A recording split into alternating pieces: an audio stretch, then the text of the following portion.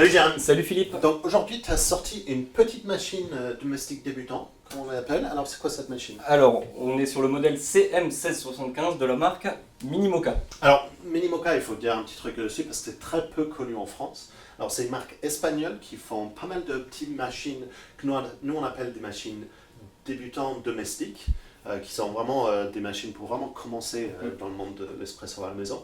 Et ils ont, surtout sur ces prix-là, ils ont quelques finitions qu'on a bien aimées. Donc c'est des machines qui vaut le détour. Donc parle-moi un petit peu de cette machine. Alors, ce modèle, moi, il m'a bien plu. Tu as parlé de rapport qualité-prix pour Minimoca. Ça commence déjà par le corps tout inox brossé. Non, mais c'est classe. Ouais. Ça, c'est assez intéressant. Il y a quelques petits points qui sont intéressants, dont la polyvalence. Parce que cette machine, tu peux l'utiliser aussi bien avec du café moulu qu'avec des dosettes ESE. Oui, j'en ai vu que tu en as sorti. Donc Le résultat est assez intéressant avec les deux. Et surtout, il y a un petit point qui m'a tapé dans l'œil. On a un bac de récupération qui est juste ici, qui est très facilement amovible. Mais surtout, tu vas voir, il y a un tout petit espace pour la dépressurisation. Ah, ça c'est assez intéressant parce que la dépressurisation, ça permet d'avoir une galette plus sèche. Ça va enlever tout l'eau sur la galette à la fin de l'extraction. Et c'est un petit gain en propreté et c'est très rare de voir ça sur des machines de cette gamme-là. Donc on va faire un petit tour de la machine. J'ai vu que tu as sorti un pichet de lait, donc je pense qu'on va faire un petit latte. Tu supposes bien. Et tu as sorti des ESE, donc on va faire un tour de la machine et on va faire tout ça. Eh ben, je te la présente. Donc la CM1675, tu as le réservoir d'eau d'une contenance d'1,25 litre qui est très facilement amovible. Ah, donc, le petit levier avec. Voilà le petit couvercle qui permet de la lever. Là on est sur... hop, voilà, tu vois, c'est facile et c'est fermé. Donc là, une belle contenance, 1,25 litre, ça permet d'enchaîner quand même quelques extractions. Alors j'ai vu, il n'y a pas de filtre, cartouche filtrante dedans. Non, j'ai mis Il n'y a pas de possibilité de mettre une cartouche filtrante sur la machine. Donc tu as mis un eau filtrée, voilà. C'est très bien. Voilà, en fait, moi je suis passé sur l'eau filtrée. Il y a les trois possibilités, l'eau filtrée, la carafe, enfin... Donc c'est très important toujours d'utiliser de l'eau filtrée sur les machines qui ne prennent pas de filtre. Et pour l'entretien de la machine et aussi pour le résultat en tasse, parce que ça va enlever tout ce qui est saleté. Exactement. On passe sur le dessus. Ouais. Alors, on parlait d'eau filtrée. Tu as un chauffe-tasse ici qui récupère la chaleur du thermobloc. Alors, c'est une machine qui chauffe par un thermobloc. Voilà. Okay. Donc, d'où l'importance également de l'eau de qualité pour éviter l'encrassement calcaire à l'intérieur. Tu as le chauffe-tasse, je vais te montrer ça. Qui est vraiment assez chaud. Qui est assez chaud, mais surtout, on a une plaque en inox. Tu peux la prendre, elle a bien récupéré la chaleur. Et surtout, ça a bien diffusé la chaleur pour toute la vaisselle qui est en dessous. Voilà, exactement. La plaque en inox, c'est un point très positif pour ce qui est de l'entretien et de la répartition de la chaleur. Ouais.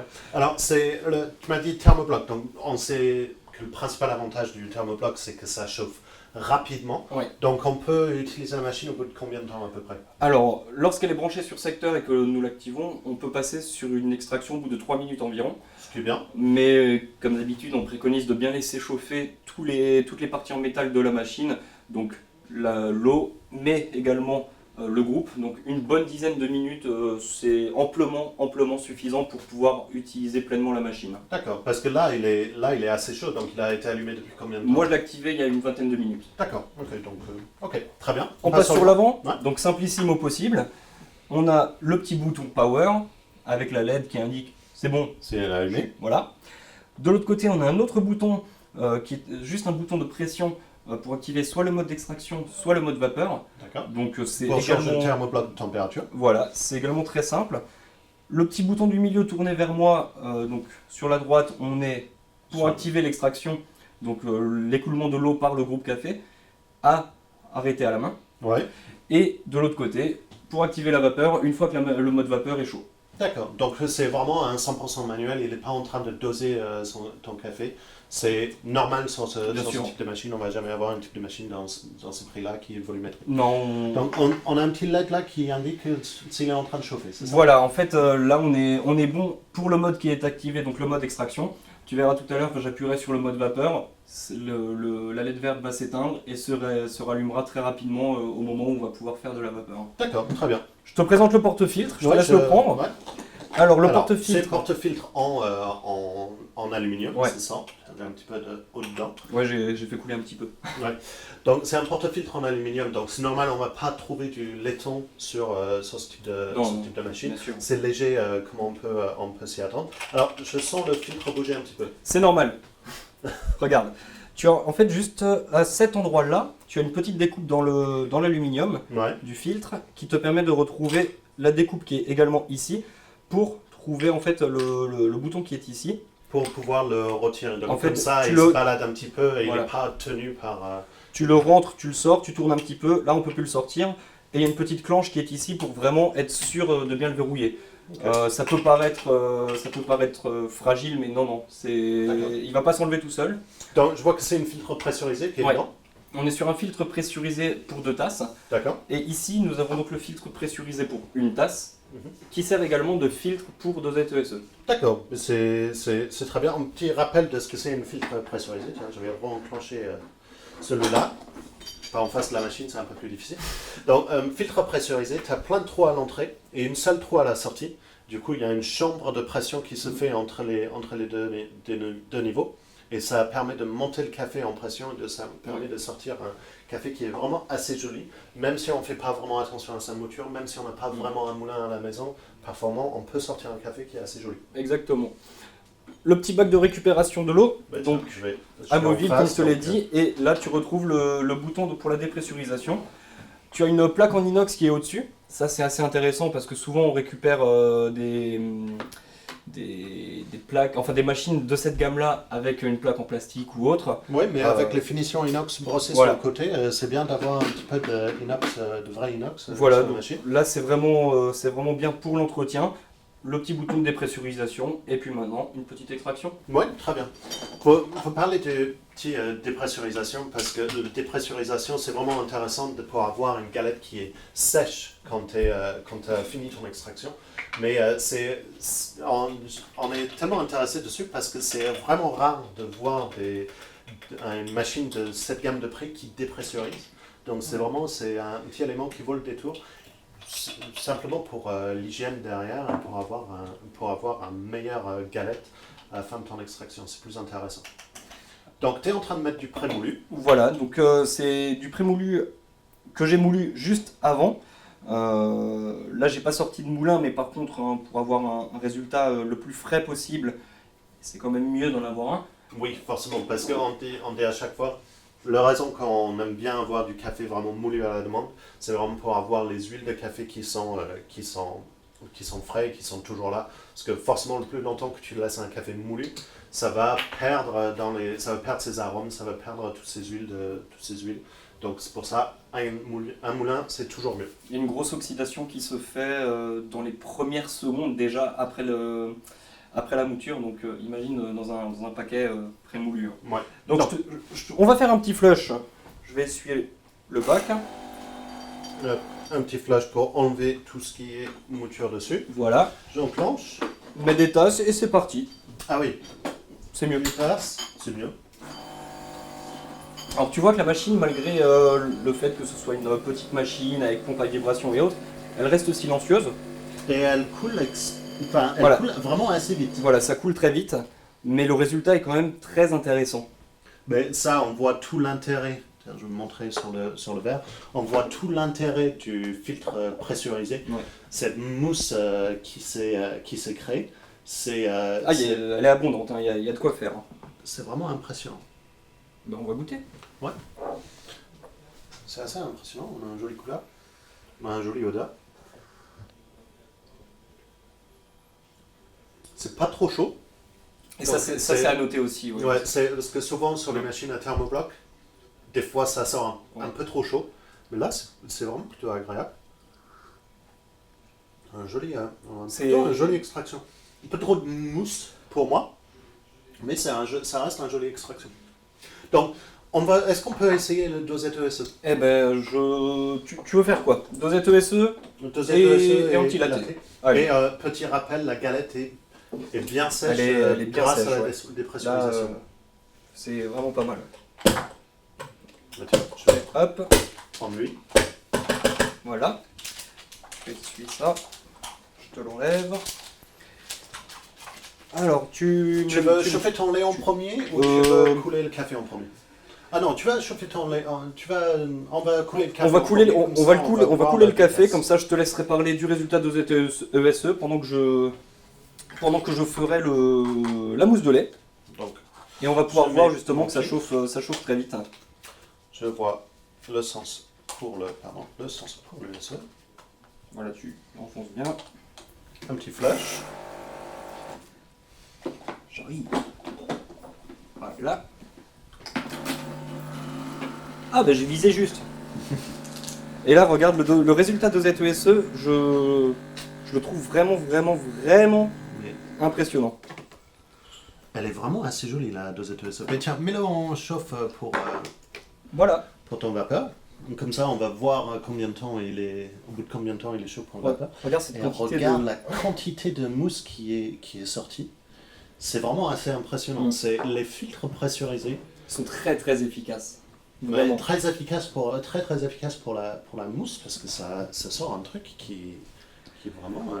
Pendant que ça chauffe, je te parle un petit peu de la buse. Ouais, très bien. Alors, on a une buse avec un embout ABS qui se retire facilement et je veux bien l'indiquer, c'est important parce que le tube est en inox. D'accord. Qui dit inox dit chauffe du lait. Forcément. Donc après chaque mousse de lait, il est important de bien retirer la buse, enfin l'embout, pour bien nettoyer le tuyau en inox. D'accord. Sinon on risque d'avoir du lait qui sèche et autres. C'est vraiment à éviter. On a ici le petit trou qui sert d'aspiration de l'air. D'accord. Mais je vais te montrer ça. Ça va être plus simple. Tiens, il est chaud, donc tu peux y aller. Alors, comme d'habitude, un petit flush. Voilà. Un petit flash bien sûr pour enlever tout ce qui est l'eau qui a pu stagner dans la buse. Tu noteras que j'en ai pas beaucoup. Et on est parti. Donc ne t'inquiète pas, ça fait toujours des bulles, hein, ce type de buse vapeur. Ouais, parce que tu as un peu une pain moussante qui est en train de s'effrayer là. C'est normal, mais là tu vas voir, ça va commencer à aspirer l'air. Donc là on a vraiment toujours une mousse qui fait un petit peu peur, mais tu verras que le résultat en latte macchiato, on peut faire de beaux étages, une mousse vraiment bien consistante. C'est sûr que travailler un petit peu quoi. C'est ça, c'est pour ça que j'ai mon petit pichet de coupe à côté pour répartir un petit peu. Après c'est sûr qu'on n'est pas sur une buse vapeur qui va permettre de faire des championnats de France de latte art. Mais ça, c'est pas ce qu'on attend d'une machine thermobloc, c'est pas ce qu'on attend d'une machine avec un buse vapeur semi-automatique qui rentre de l'air. On attend de pouvoir faire une mousse de lait, faire des boissons lactées et du lait déjà qui chauffe, et ça chauffe assez rapidement. Donc hop, donc là, je vais obstruer le trou. Là je sens que ça commence à chauffer, mais je viens de jeter un œil sur le résultat ESE. C'est vraiment sympa. Non mais il a toujours gardé sa mousse qui commence à perdre un petit peu, mais ça reste vraiment assez impressionnant. On a une très bonne couche de mousse qui est restée. Voilà, j'arrête. Alors je te parlais de retirer ça, je le retire tout de suite pour faire mon flush également. Parce que là tu vois, on a du lait qui a séché. Oui, forcément. Mais c'est tout à fait normal. Et moi je vais laisser descendre en température. Le mieux c'est de faire son entretien vraiment... là c'est un entretien très rapide, hein, mais le mieux c'est vraiment de bien l'entretenir pour éviter le lait qui restera sec. Hein. Donc là on voit le résultat qui est très mousseux, très épais. Ouais, avant que tu as commencé à travailler, donc on va voir... Il y a une petite technique pour enlever un maximum de bulles. C'est simplement... De grosses bulles. Le maximum de grosses bulles, c'est de bien taper le fond du pichet à plat. On essaye de tourner un maximum. On a des grosses bulles qui remontent et là je vais couper. Tu vas voir que le résultat restera assez épais, mais quand même on va avoir un beau résultat en tasse. Regarde, là déjà en le travaillant un tout petit peu. Hein. Ouais, on a toujours des grosses bulles. Quelques grosses bulles, mais on n'a pas le bain moussante que tu avais au départ. On a toujours des grosses bulles sur le côté, les bulles qui accrochent au pichet.